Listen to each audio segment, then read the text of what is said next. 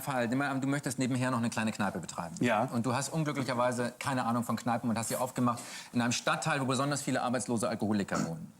So, und irgendwann, die kaufen alle natürlich nichts, weil sie kein Geld haben. Und irgendwann reißt dir die Hutschnur und sagst, scheiß drauf, ich lass sie einfach anschreiben.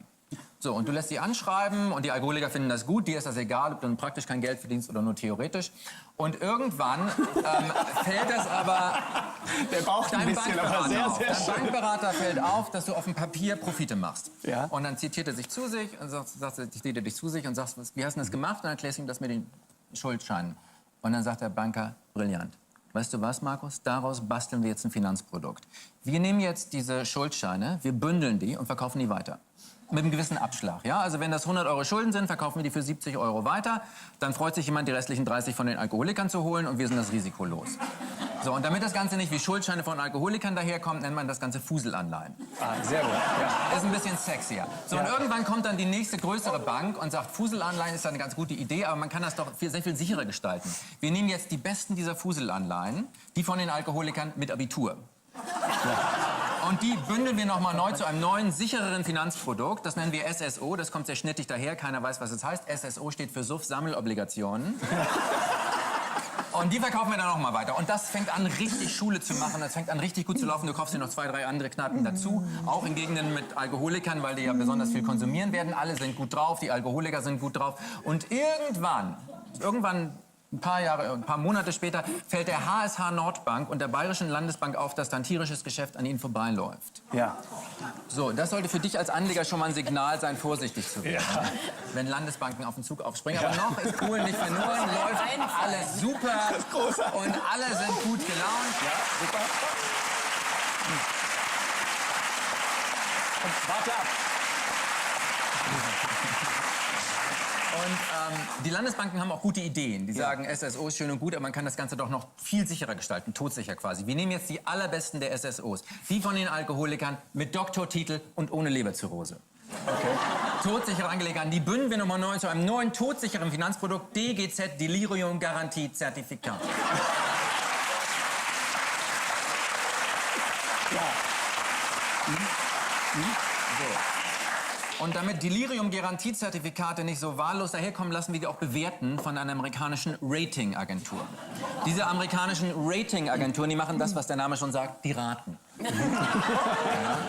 Die raten, ob du in der Lage bist, deine Schulden zu bezahlen. Die haben auch dementsprechend verdächtige Titel. Die größte heißt Standard & Poor's, also Standard Poor, gewöhnlich armselig. Die zweitgrößte heißt Moody. Moody heißt übersetzt so viel wie launisch. Und die drittgrößte heißt Fitch, das heißt übersetzt erstmal gar nichts, ist aber vermutlich eine Kombination aus fucking bitch. Fitch. Ja,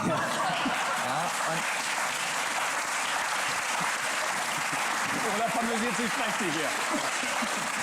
so, das Gute an diesen Ratingagenturen ist, du bezahlst die, wenn du bewertet werden willst. Ja. Und wenn du denen genügend Geld in den Rachen geworfen hast, dann sind die magischerweise davon überzeugt, dass du alle Schulden begleichen kannst. Dann kriegst du die gewünschte Bewertung AAA, 3x A, alles absolut alkoholisch. Und mit dieser AAA-Bewertung ziehen jetzt die Bayerische Landesbank und die HSH Nordbank los und verticken DGZs im ganz großen Stil und alle steigen ein. Große Pensionsfonds, Leute stoßen ihre Staatsanleihen ab, Zahnärzte schulen um von Zahnarzt auf Knoiki, weil es der sicherste Weg zur ersten Million ist. Das ganze Land spielt verrückt, alle sind gut drauf, alle machen mit. Führende Analysten sagen, es besteht überhaupt kein Grund, weshalb der DAX nicht am Jahresende die 12.000er Marke überspringen sollte.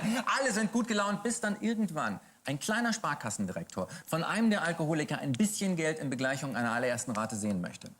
Und dann, Markus, solltest du deinen Learjet schon mal mit Nase Richtung Karibik geparkt haben.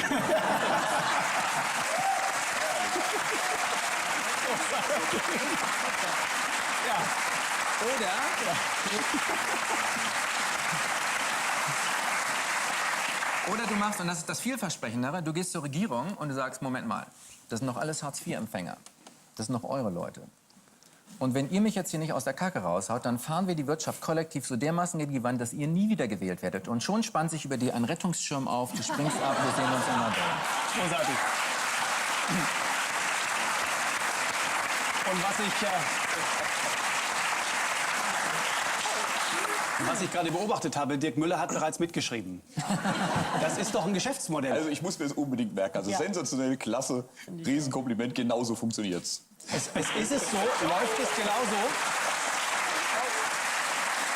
Also Ersatz jetzt mit sehr viel schwarzem Humor versehen. Aber läuft es tatsächlich so? Also im Prinzip ist es genau das, was er beschrieben hat. Natürlich ist es sehr humoristisch verpackt und er hat es super gemacht. Und Sie verstehen noch weniger von dem, was Also, da aber eigentlich ich muss verkauft wird. ehrlicherweise sagen, Es ich habe mich trifft den inspirieren Kern lassen aus dem absolut. Internet. Ja, aber es ist irgendwie... Ich kannte es schon ungefähr, aber Sie haben es noch mal zur Spitze getrieben, Sie haben es noch mal perfektioniert. Herrlich. Also